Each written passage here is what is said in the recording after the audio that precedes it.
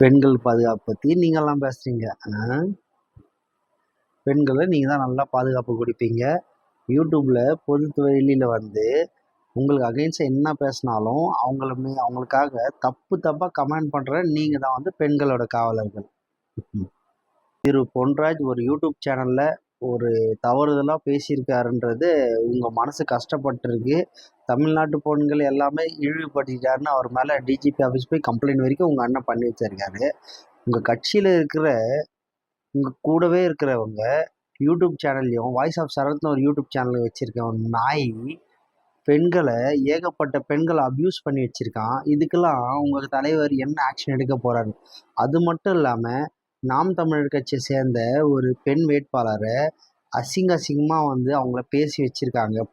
Collector ஆஃபீஸ்ல அவங்க கம்ப்ளைண்ட்டும் பண்ணியிருக்காங்க. இது ஆக்ஷன் எடுப்பாங்களா மாட்டாங்களோட சரியா தெரியல.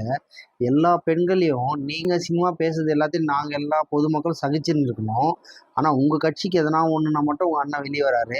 அதே மாரி உங்களுடைய டிவிக்கு தொண்டர்களை வழி நடத்துறதுக்காக அவங்கள எப்படி பொது வெளியில பேசணும், நாகரீகமா பேசலாமா வேணாவான்றதை இதெல்லாம் உங்க அண்ணன் சொல்லி தரது இல்லையா?